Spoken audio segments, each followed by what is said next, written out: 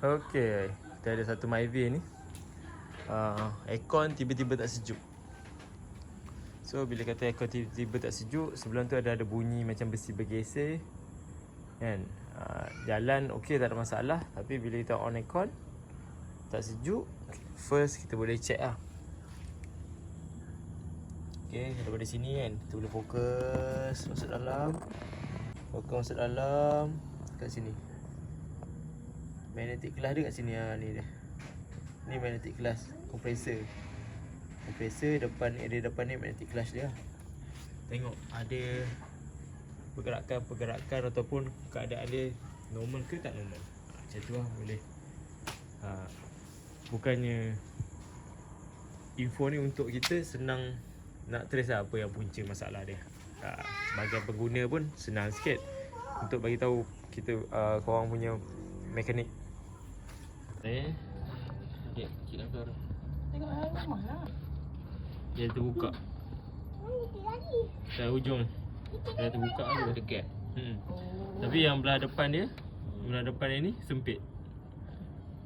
So buka Dia punya magnetic glass depan ni dah gelong. Yang belakang ni, yang ni yang ada jalur-jalur tu, puli dia.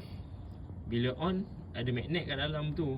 Magnet melekat. So dekat depan ni magnetic Patutnya glass. kalau tak start kereta dia kena melekat. Dia tak melekat, cuma dia akan rata je. Gap tu biarkan lah. Okey. Punca Memang sampai masa.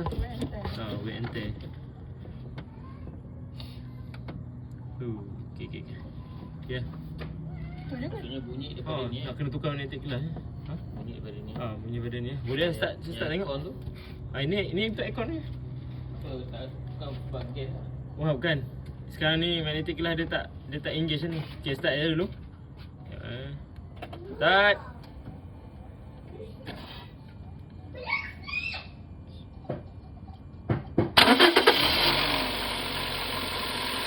Aircon.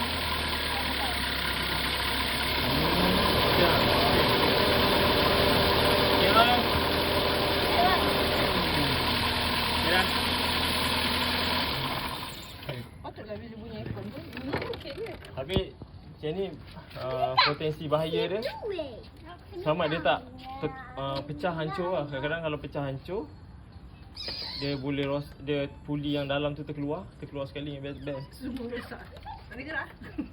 Dia jadi mati lah. Tak ada lah. Rosak cuma boleh breakdown tapi tak teruk sangat lah. Memang lama agak Norman.